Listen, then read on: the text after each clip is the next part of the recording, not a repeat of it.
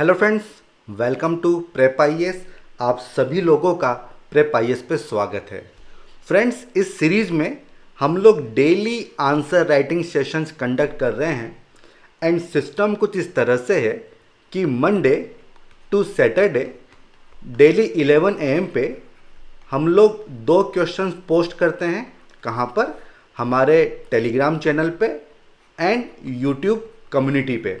और आपसे उम्मीद करते हैं, आपसे एक्सपेक्ट करते हैं कि आप उन दोनों ही क्वेश्चंस को अटेम्प्ट करेंगे। उसके बाद नाइट में दोनों ही क्वेश्चन का हम लोग डिस्कशन करते हैं, जिसके बाद आपको मॉडल आंसर्स भी हम लोग प्रोवाइड करवा रहे हैं।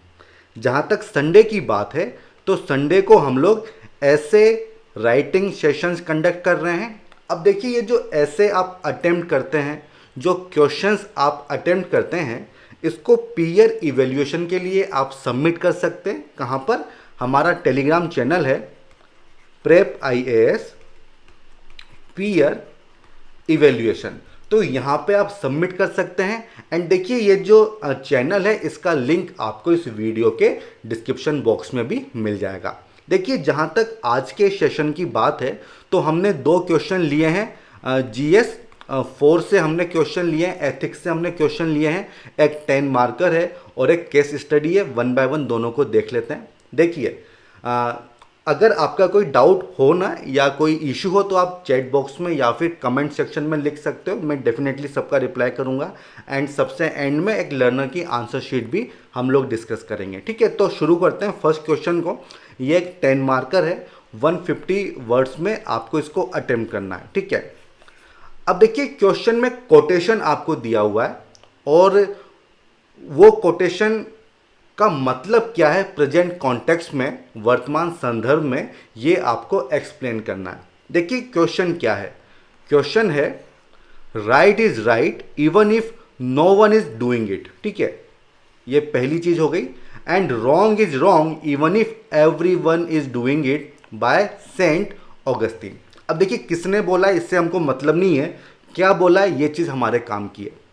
अब देखिए, जब भी इस तरह के क्वेश्चन आते हैं, तो इनको किस तरह से डील किया जाए। देखिए, ये क्वेश्चन में आपको लिखा हुआ मिलेगा प्रेजेंट कॉन्टेक्स्ट, मतलब कोई ना कोई इंसिडेंट हुआ होगा जो न्यूज में था और उस वजह से ये कोटेशन आपके सामने है, पूछा गया है। तो अब पहली स्टेप क्या होती है? आपको वो न्यूज़ ढूंढनी होगी कि यार ये चीज़ क्यों पूछी गई है। ठीक है, और क्योंकि आप न्यूज़पेपर पढ़ते हैं, करंट अफेयर आप पढ़ते हैं, तो आपको आराम से पता चल जाएगा। ये चीज़ आपको लिंक करनी होगी कि ये कोटेशन क्यों पूछा गया है, क्योंकि वही चीज़ आपको लिखनी भी होगी, एग्जाम्पल्स आपको बताने होंगे। और उसके बाद अगर आपने चीज़ समझ ली कि क्यों ये कोटेशन आया है, उसके बाद आंसर लिखना काफ़ी आसान हो जाता है। अक्सर काफ़ी लोग मुझसे पूछते हैं कि सर, कोटेशंस वाले क्वेश्चंस को कैसे सोल्व करें। तो तरीका यही है, कोटेशन की को अटेम्प्ट करने से पहले वो न्यूज़ ढूंढो कि वो क्यों पूछा गया है। अगर वो न्यूज़ आपको पता चल गई तो हमारा काम हो जाएगा। देखिए, इसमें क्या है, wrong is wrong even if everyone is doing it. तो आपको सोचना होगा यार ऐसा क्या हुआ था। देखिए, मॉब लिंचिंग वगैरह काफ़ी हुई थी।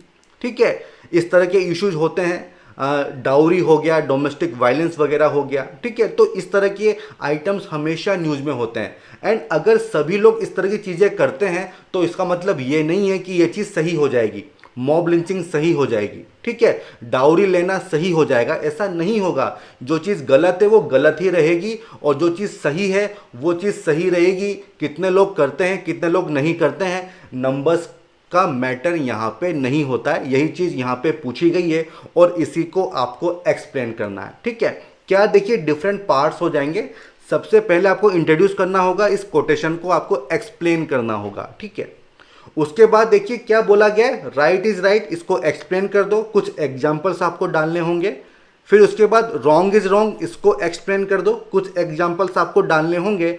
एंड सबसे एंड में आपको कंक्लूड करना होगा। ठीक है, तो ये हो जाएगा स्ट्रक्चर। ठीक है, जिसको आपको फॉलो करना होगा। ये काफ़ी अच्छा स्ट्रक्चर है। और फिर इसके बाद इसमें क्या कंटेंट होना चाहिए, ये हम अभी देख लेंगे। अब देखिए, इस चीज़ को अटेम्प्ट करने से पहले थोड़ा सा इसको एक्सप्लेन करता हूं। देखिए, इंडिविजुअल लेवल पे क्या चीज़ राइट है और क्या चीज़ रॉन्ग है, इसको डिसाइड करना काफ़ी आसान होता है, काफ़ी इजी होता है, क्योंकि जो आपकी वैल्यूज़ हैं उसके हिसाब से आप डिसाइड कर सकते हो। मैं आपको एग्जांपल देता हूँ। मान लो कि आप कोई मेडिकल शॉप को रन करते हो, मेडिकल शॉप है, कोई पुअर चाइल्ड आपके पास आता है, मेडिसिन लेता है और बिना पेमेंट किए भाग जाता है। कुछ लोग उसको पकड़ लेते हैं, पिटाई विटाई हो जाती है उसकी, ठीक है। फिर कुछ लोग बोलते हैं कि भाई इसको पुलिस में देना चाहिए। आप उससे पूछते हो कि भाई तूने ऐसा क्यों किया, तो वो बोलता है कि मेरे पेरेंट्स बीमार हैं इसलिए मुझे ये चीज़ करनी पड़ी, पैसा नहीं है हम लोगों के पास, क्या करें। तो अब ये आपकी कॉल है कि आप क्या करते हो, ठीक है, क्योंकि ये आपके लेवल की बात है, ठीक है। आप चाहें तो उसको पुलिस में भी डाल सकते हो, आप चाहें तो उसको फ्री कर सकते हो, ये आपकी कॉल है, ठीक है। तो यहाँ पे डिसाइड करना कोई मुश्किल चीज़ नहीं है, आप आराम से डिसाइड कर सकते हो। लेकिन इशू कहाँ आता है, इशू वहाँ होता है जहाँ पे क्लैश होता है। किसके बीच में, जो आपकी पर्सनल वैल्यूज़ हैं और जो सोसाइटल वैल्यूज़ हैं उसके बीच में अगर कोई क्लेश हो रहा है, कोई कॉन्फ्लिक्ट हो रहा है, तो वहाँ पे किस तरह से आप एक्ट करेंगे, तो वो चीज़ इंपॉर्टेंट है। और इसीलिए ये कोटेशन आपके सामने है, यही कंटेक्स्ट है, यही कंटेक्स्ट है। अब देखिए personal values and societal values, मैं आपको एग्जांपल देता हूँ। मान लो कोई इंडिविजुअल है, एक बार इसको रब कर देते हैं। मान लो कोई इंडिविजुअल है, ठीक है, वो ऐसा मानता है कि जो ह्यूमन राइट्स हैं उनको हमको फॉलो करना चाहिए, उनको प्रमोट करना चाहिए, ये उसकी इंडिविजुअल थिंकिंग है। लेकिन सोसाइटी ऐसी है जो कि ह्यूमन राइट वायलेशंस को टॉलरेट करती है। काफ़ी सारे एग्जाम्पल हैं, चाइल्ड लेबर हो गया, ठीक है, डाउरी हो गया, डोमेस्टिक वायलेंस वगैरह हो गया, ठीक है। तो भाई अब किस तरह से हमें एक्ट करना होगा, तो उस सिचुएशन में, उस कंटेक्स्ट में ये कोटेशन आपके सामने है। और ये कोटेशन क्या बोलता है कि भाई जो राइट चीज़ है ना वो हमेशा राइट ही रहेगी, भले ही कोई उसको ना करे, ठीक है। और हमें कभी भी जो गलत चीज़ है ना वो नहीं करनी चाहिए, क्योंकि गलत चीज़ तो गलत ही होती है, इससे कोई फर्क नहीं पड़ता कि कितने लोग कर रहे हैं या कितने लोग नहीं कर रहे हैं, ठीक है। नंबर्स का कोई मैटर नहीं है, जो चीज़ सही है वो सही है और जो चीज़ गलत है वो चीज़ गलत है। ये आपको लिखना होगा इंट्रोडक्शन में, जहाँ पे आप एक्सप्लेन कर रहे हो। आप 2 पैराग्राफ यहाँ पे लिख सकते हो, एक छोटा पैराग्राफ इंट्रोडक्शन में, उसके बाद एक्सप्लेन कर दो विद एग्जाम्पल, वो सेकेंड पैराग्राफ हो जाएगा, ठीक है। तो ये तो हो जाएगा इंट्रोडक्शन।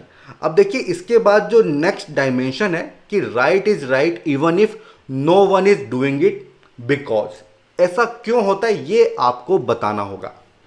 देखिए जो चीज़ राइट है वो राइट क्यों है, क्योंकि वो एथिकल है, क्योंकि वो जस्ट है, और अगर आप उसको करोगे तो वो चीज़ हमेशा राइट ही रहेगी।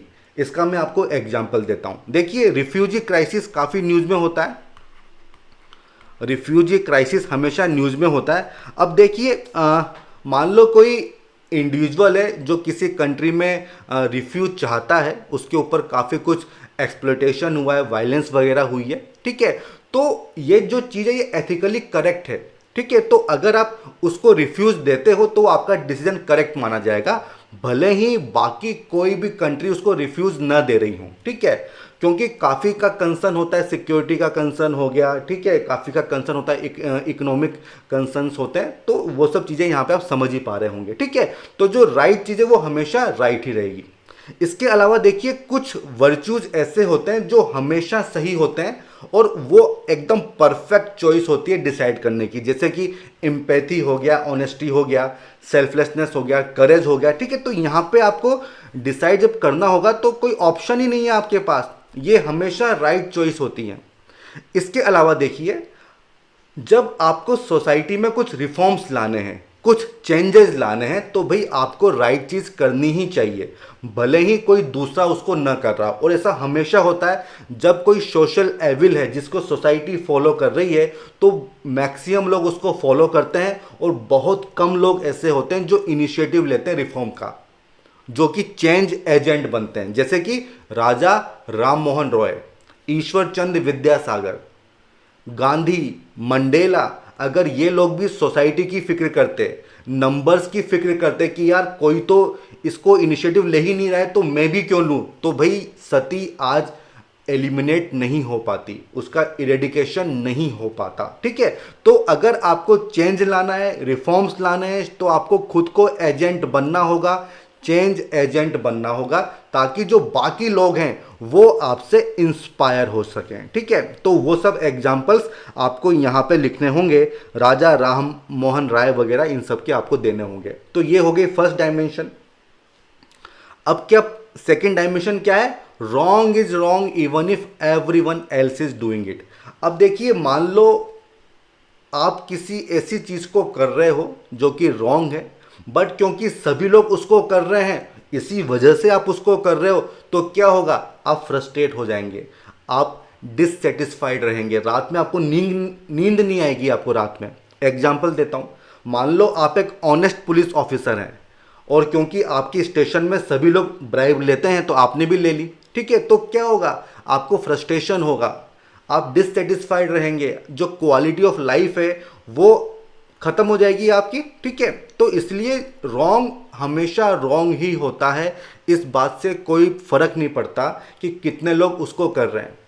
और सारे एग्जाम्पल आप दे सकते हो। देखिए, अगर आप कंसिस्टेंटली कोई रॉन्ग चीज़ करते हैं, जैसे कि जर्मनी में हुआ नाजीजम, सब चीज़ गलत थी, लेकिन लोग साइलेंट स्पेक्टेटर बने, जर्मनी के काफ़ी लोगों ने सपोर्ट किया, और आज भी जर्मनी के लोगों को एम्बेरसमेंट होता है उस चीज़ का, क्योंकि वो चीज़ गलत थी। इससे कोई फर्क नहीं पड़ा कि कितने लोगों ने सपोर्ट किया, पर गलत तो गलत ही रहेगा। इसके अलावा देखिए, अगर कोई गलत चीज़ है तो गलत क्यों है? या तो वो एथिकली इनकरेक्ट होगा या फिर इलीगल होगा। ठीक है, एग्जाम्पल मैं देता हूं आपको। देखिए, यूएसए ने न्यूक्लियर बॉम्बिंग की थी जापान पे, वर्ल्ड वॉर 2, और उस समय उसको सही माना गया, लेकिन आज उसको एथिकली इनकरेक्ट डिसीजन माना जाता है। ठीक है, इसके अलावा देखिए, मान लो आप दंगे कर रहे हो, ठीक है, दंगों में शामिल हो, या फिर ऐसा समझ लो कि कोई गलत काम हो रहा है जो कि इलीगल है, तो फिर लॉ अपना काम करेगा ना, तो नुकसान आप ही का है। ठीक है, तो जो गलत चीज़ है ना वो हमेशा गलत ही रहेगी, इस चीज़ से कोई फर्क नहीं पड़ता कि कितने लोग कर रहे हैं कितने लोग नहीं कर रहे हैं। ठीक है, तो ये हो जाएगी सेकेंड डायमेंशन। अब देखिए, अब आता है कंक्लूजन। तो देखो यार, सोसाइटी में जो इनजस्टिस हो रहा है उसके अगेंस्ट आवाज़ उठाना इतना कोई आसान चीज़ नहीं है, इसके लिए करेज चाहिए, इसके लिए कैरेक्टर होना बहुत ज़रूरी है। तो इससे ना आप कंक्लूड कर सकते हो, ये काफ़ी अच्छा कंक्लूड होगा। केवल इस वजह से कि आप पावरफुल हैं या आपके पास नंबर्स हैं, तो ऐसा ज़रूरी नहीं कि जो भी चीज़ आप कर दोगे या कह दोगे वो चीज़ सही हो जाएगी। ठीक है, जो चीज़ सही है वो सही रहेगी, जो चीज़ गलत है वो चीज़ गलत रहेगी। आप कितने पावरफुल हैं, आपके पास कितने नंबर्स हैं, कोई मतलब नहीं है। ठीक है, इसके बाद देखिए, आप एंड में लिख सकते हो कि कुछ भी हो जाए, एंड में जो ट्रुथ है, जो सत्य है, वही प्रिवेल करता है, और आप सत्य में वो जयते से इसको एंड कर सकते हो। काफ़ी अच्छा ये मोटो हो जाएगा। ठीक है, तो इस तरह से आप कंक्लूड कर सकते हो। अब देखिए, जो फर्स्ट क्वेश्चन है ना, ये हमने यहाँ पे ख़त्म कर दिया है। अगर आपका कोई डाउट है, कोई आपका इशू है, तो आप चैट बॉक्स में या फिर कमेंट सेक्शन में लिख के मुझसे पूछ सकते हो, मैं डेफिनेटली सबका रिप्लाई करूंगा। अब हम आते हैं सेकंड क्वेश्चन की तरफ, जो कि एक केस स्टडी है। अब देखिए, इस केस स्टडी में क्या कहा गया है? You come across a report in the newspaper. आप अखबार पढ़ते हैं, आपको एक रिपोर्ट पता चलती है, during the drive undertaken by a municipality to demolish dilapidated buildings, one of the government servant has been assaulted publicly by the local MLA। देखिए, जो म्यूनिसिपैलिटी है उसकी एक ड्राइव चल रही है कि जो जर्जर मकान हैं, जो टूटे फूटे मकान हैं, उनको डिमोलिश करना है। और इस ड्राइव के दौरान जो एक गवर्नमेंट सर्वेंट है उसको पब्लिकली असोल्ट किया जाता है। मान लो कि थप्पड़ मार दिया होगा, ठीक है, बाय द लोकल एमएलए। ठीक है, तो पब्लिकली असोल्ट होता है बाय लोकल एमएलए, किस पे? गवर्नमेंट सर्वेंट पे। उसके बाद लिखा हुआ है कि जो एमएलए है वो रूलिंग पार्टी से बिलोंग करता है, मतलब पावरफुल है भाई। ठीक है, then MLA has blamed the official for taking bribes to illegally demolish houses. देखिए, जो एमएलए है उसने ये ब्लेम लगाया है, ये आरोप लगाए हैं कि वो जो जिस ऑफिसर को उसने मारा है ना, उसने रिश्वत ली है, ब्राइब ली है, और इलीगली वो इन हाउसेस को डिमोलिश कर रहा है। ठीक है। और ये जो हाउसेज हैं ये गुड कंडीशन में है, ये अच्छी कंडीशन में है, ये जर्जर या टूटी फूटी कंडीशन में नहीं है, ठीक है।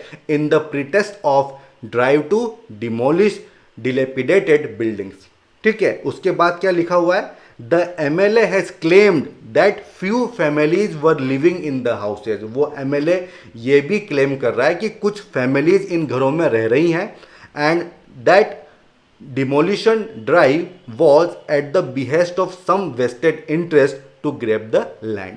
उनका ये आरोप है कि ये जो पूरा ड्राइव हो रहा है ना, ये क्यों हो रहा है, क्योंकि कुछ इंटरेस्ट हैं, कुछ वेस्टेड इंटरेस्ट हैं, वो इस जमीन को हड़पना चाहते हैं और उन्होंने रिश्वत दी है और इस वजह से ये पूरा काम हो रहा है, ठीक है। और इस वजह से उन्होंने असोल्ट कर दिया।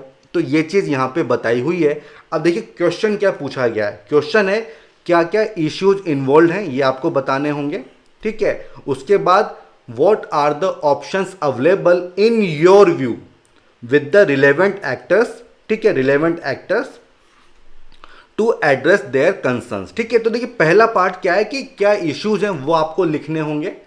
दूसरा पार्ट क्या है कि सबसे पहले आपको रिलेवेंट एक्टर्स आइडेंटिफाई करने होंगे और उनके कंसर्न्स क्या हैं, उनको किस तरह से एड्रेस किया जाएगा, क्या ऑप्शंस अवेलेबल हैं, ये सेकंड पार्ट में पूछा गया है, ठीक है। तो ये दो पार्ट्स हैं।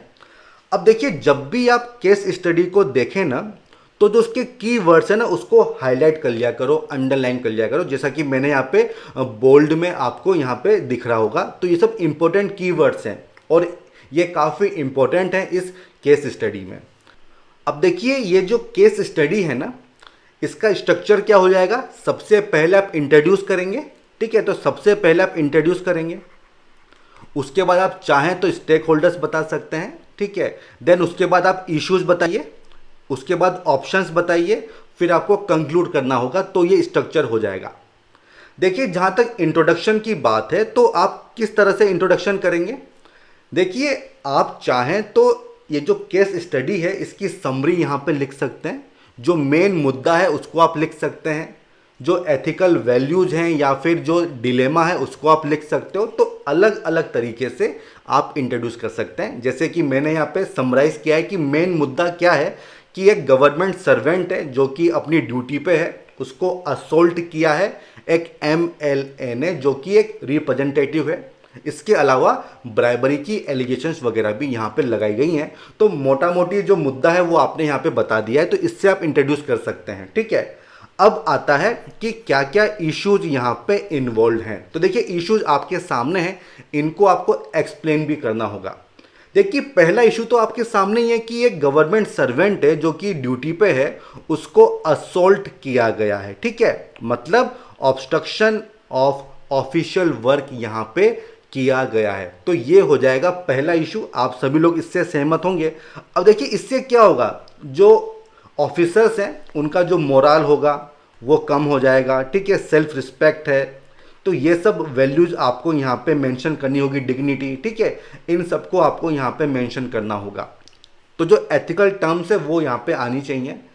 सेकंड क्या हो जाएगा, देखिए जो एमएलए है उसने एलिगेशंस लगाई हैं, अभी ये प्रूव नहीं हुआ है, उसने एलिगेशंस लगाई हैं कि भाई ये जो गवर्नमेंट ऑफिसर है इसने रिश्वत ली है, ब्राइबरी वगैरह इसने ली है, और ये चीज़ आपको यहाँ पे मेंशन करनी होगी। देखिए जब भी करप्शन जैसी चीज़ें होती हैं तो जो आम जनता है, जो पब्लिक है, उनका जो कॉन्फिडेंस है, जो ट्रस्ट है वो कम हो जाएगा पब्लिक सर्विस पे। तो ये एक एथिकल इशू है। इसके अलावा देखिए अभी ब्राइब ली है या नहीं ली है ये कौन डिसाइड करेगा, जुडिशरी। लेकिन यहाँ पे क्या किया है ना कि ये जो एमएलए हैं इन्होंने अभी ही एक्शन ले लिया और उसको असोल्ट कर दिया, तो ये चीज़ गलत है ना। तो ये एक इशू आपको यहाँ पे लिखना होगा। इसके अलावा रिसोर्टिंग टू वायलेंस, असोल्ट किया है और देखिए हिंसा का कहीं पे भी कोई प्लेस नहीं है, ये चीज़ तो इलीगल है, ठीक है। तो ये अपने आप में इशू रहेगा। देन जिस तरह से क्लेम किया गया है कि वो जो मकान है, वो जो बिल्डिंग्स हैं वो अच्छी कंडीशन में है, कुछ लोग उसमें रह रहे हैं, तो अगर वो बात सही है तो उसके बावजूद भी उनको डिमोलिश किया जा रहा है, तो violation of right to adequate housing ये भी एक इश्यू हो जाएगा अगर वो क्लेम सही है तो। देन देखिए असोल्ट किया गया है तो एक तरह का फियर वाला एटमॉस्फेयर क्रिएट होगा, ठीक है, जो ऑफिसर्स हैं, जो एडमिनिस्ट्रेशन है उसमें, ठीक है। तो ये चीज़ तो कभी भी सही नहीं होती है। इन एडिकेट सिक्योरिटी की बात आप यहाँ पे कर सकते हो, ठीक है। तो ये डिफरेंट इश्यूज हैं जो यहाँ पे इन्वॉल्व हैं, ठीक है। अब देखिए इसके अलावा भी इश्यूज अगर आपको याद आ रहे हो तो आप ऐड कर सकते हो, कमेंट सेक्शन में भी आप लिख सकते हो, ठीक है। तो हम उसको ऐड कर देंगे। अब क्या पूछा गया है कि रिलेवेंट जो इसमें एक्टर्स हैं उनको आपको आइडेंटिफाई करना होगा और उनके सामने क्या ऑप्शंस अवेलेबल हैं ये आपको बताना होगा। तो देखिए सबसे पहला एक्टर कौन है, वो गवर्नमेंट ऑफिसर जिसके साथ असॉल्ट हुआ है।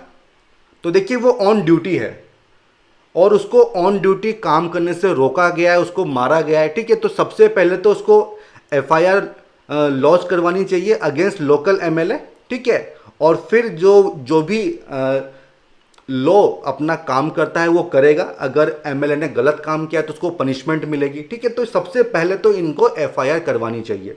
तो ये ऑप्शन इनके सामने है। दूसरा वो ये भी कर सकते हैं कि वो उनका पूरा एसोसिएशन जो स्ट्राइक वगैरह कर दे, बट देखिए ऐसा नहीं करना चाहिए क्योंकि लॉन्ग रन में काफ़ी गलत चीज़ होती है, ठीक है। जो गवर्नमेंट का वर्क है वो डिस्टर्ब हो जाएगा, ठीक है। तो इसको अवॉइड करना चाहिए, स्ट्राइक वगैरह नहीं करनी चाहिए। और क्या ऑप्शन अवेलेबल होगा, ये दो ही ऑप्शन है, ठीक है। फर्स्ट एफआईआर कराओ या फिर स्ट्राइक पे चले जाओ, बट स्ट्राइक कभी भी सही ऑप्शन नहीं होता है जब हम बात करते हैं एडमिनिस्ट्रेशन की। अब दूसरी बात आती है जो म्यूनिसिपैलिटी की, ठीक है, क्योंकि मेन चीज़ तो उसी के ऊपर है ना। आरोप लगाए गए हैं कि भाई इसमें तो लोग रह रहे हैं, उसके बावजूद भी आप तोड़ रहे हो, ठीक है। और एमएलए जो है उसने थप्पड़ मारा है, ठीक है। तो इनको भी जो है एक पुलिस कंप्लेंट फाइल करनी होगी, ठीक है। ये इनके पास पहला ऑप्शन है, नंबर 1। उसके बाद देखिए जो एलिगेशंस लगाई गई हैं उस पर इंक्वायरी डेफिनेटली होनी चाहिए, ठीक है। तभी तो पता चलेगा कि क्या चीज़ सही है क्या चीज़ गलत है, क्या उन घरों में लोग रह रहे हैं, क्या वो घर अच्छी सिचुएशन में है, क्या उस बंदे ने ब्राइब ली है क्या। तो ये सब तो इंक्वायरी से पता चलेगा। तो इंक्वायरी डेफिनेटली करनी चाहिए, ठीक है।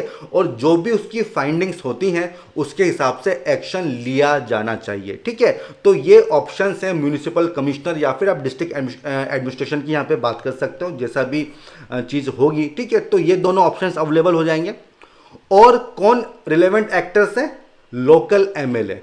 अब देखिए जो एमएलए है इसने दो काम किए हैं, एक तो इसने आरोप लगाया है, दूसरा इसने थप्पड़ मारा है, असोल्ट किया है। तो देखिए सबसे पहले तो इसको क्लेरिफिकेशन देना होगा कि भाई आपने फोर्स का यूज़ क्यों किया अगेंस्ट गवर्नमेंट ऑफिशियल, ये सही बात है, भाई बताओ तो सही भाई क्यों किया है, ठीक है। और दूसरी बात, जब आप क्लेम कर रहे हो, आप एलिगेशंस लगा रहे हो, तो आपको भी कंप्लेंट करनी चाहिए अबाउट गवर्नमेंट ऑफिसर कि भाई इसने रिश्वत ली है, ठीक है, ये मिला हुआ है। तो ये काम इनको करना होगा, ये ऑप्शन इनके पास अवेलेबल है।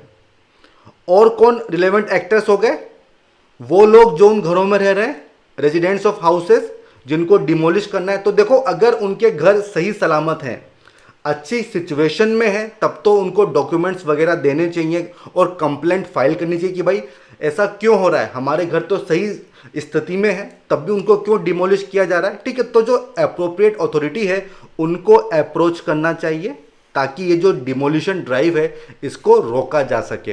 तो ये उनको करना होगा। इसके अलावा देखिए और कौन रिलेवेंट एक्टर्स हैं, वो पॉलिटिकल पार्टी जिससे वो एमएलए बिलोंग करता है। देखिए उस एमएलए के अगेंस्ट भी इन्वेस्टिगेशन होना चाहिए, ठीक है, इन्वेस्टिगेशन होना चाहिए, क्योंकि एमएलए को पावर नहीं है कि वो पनिश करे, ठीक है। ये तो इलीगल चीज़ है ना, आपने क्यों आपने किस तरह से असोल्ट किया, तो ये तो एक रॉन्ग प्रेसिडेंट क्रिएट कर देगा, ठीक है। तो ये चीज़ तो गलत है ना। तो जो पॉलिटिकल पार्टी है उसको भी एक इंटरनल इंक्वायरी वगैरह यहाँ पे करनी चाहिए, ठीक है। तो ये सारे रिलेवेंट एक्टर्स हैं और उनके ऑप्शंस क्या अवेलेबल हैं ये आपको यहाँ पे मेंशन करने होंगे। इसके बाद आता है कंक्लूजन। देखिए कंक्लूजन में देखिए इशू क्या है, इशू ये है कि गवर्नमेंट सर्वेंट है, उसको असोल्ट किया गया, उसको काम करने से रोका गया। तो लॉन्ग टर्म सोल्यूशन आप दे सकते हैं कि एडिकेट सेफगार्ड्स होने चाहिए, इंस्टीट्यूशनल मैकेनिज्म होना चाहिए जिससे जो पब्लिक सर्वेंट हैं वो बिना किसी इंटरफेरेंस के एंड इंटिमिडेशन के काम कर सकें। तो इससे अच्छा कंक्लूजन और क्या होगा, ठीक है। तो ये चीज़ आपको यहाँ पे लिखनी होगी कंक्लूजन में। अब देखिए दोनों ही जो क्वेश्चन है हमने यहाँ पे डिस्कस कर लिए हैं। अब हम आते हैं हमारे अगले सेगमेंट की तरफ जहाँ पे हम लर्नर्स की आंसर शीट को देखते हैं। अब देखिए फर्स्ट क्वेश्चन, और इन्होंने काफ़ी अच्छे से इस क्वेश्चन को अटेम्प्ट किया है, वेरी गुड। ठीक है, अब देखो इसमें कुछ कुछ चीज़ें हैं जो आप इम्प्रूव कर सकते हो, वो मैं आपको बताता हूँ। देखिए आपने वो कोटेशन ना रिपीट किया है, तो ऐसा मत करो। वैसे ही स्पेस का इशू होता है ना, तो क्यों आप उसको रिपीट कर रहे हो, क्योंकि ये चीज़ आपको ऊपर लिखी हुई मिलेगी। जो मेंस की जो बुकलेट आती है ना, उसमें ऊपर क्वेश्चन प्रिंटेड होता है, तो इसको मत लिखो, तो ये चीज़ सही नहीं है। फिर आपने लिखा है इट स्टेट्स, तो देखो ये स्पेलिंग देखो, ये स्पेलिंग सही नहीं है। Blind conformism to the action of the masses is not a good thing to do. तो देखो आपने पहली ही 2 लाइनों में क्लियर कट बता दिया कि आपने क्या समझा है और कितना अच्छे से समझा है। ठीक है, बस अब आपको एग्जाम्पल्स अच्छे देने होंगे। तो ये जो फर्स्ट 2 लाइन्स हैं ये काफ़ी अच्छी आपने लिखी हैं। उसके बाद आपने बताया है कि no matter how people do it, what is morally wrong और राइट। ठीक है, तो ये चीज़ आपने काफ़ी अच्छा लिखा है, ये ऑलरेडी मैं देख चुका हूँ। इसके बाद आपने right is right and wrong is wrong इसको एक्सप्लेन किया है। बट देखो मुझे इशू इसमें क्या लगा ना, कि आपने यहाँ पे एग्जाम्पल्स नहीं दिए हैं, क्योंकि देखिए की डिमांड है इस क्वेश्चन की, तो यहीं पे एग्जाम्पल आने चाहिए थे, तो वो एक चीज़ मुझे मिसिंग लगी।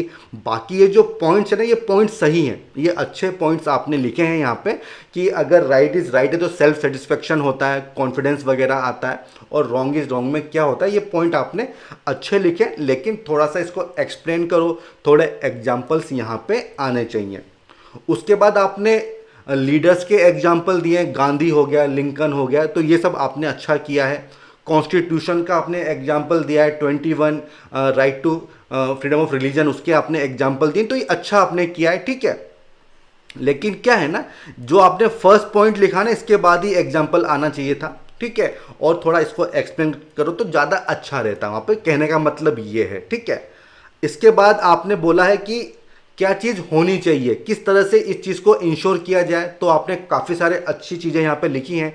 B strong but not rude, तो ये बहुत अच्छा आपने लिखा है। और उसके बाद आपने कंक्लूड किया है। ठीक है, और कंक्लूजन भी आपका अच्छा है। लेकिन देखिए कोशिश करो ना कि इसको ब्रीफ में लिखो, 2 से 3 लाइन में।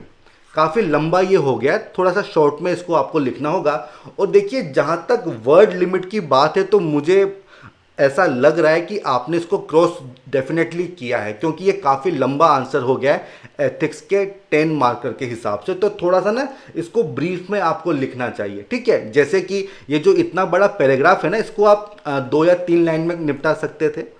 कंक्लूजन जो है इसको भी आप 2 से 3 लाइन में कर सकते थे। तो इस पे आप फोकस करो। ठीक है, कि जो आपका कंटेंट है उसको थोड़ा सा आपको शॉर्ट करना होगा।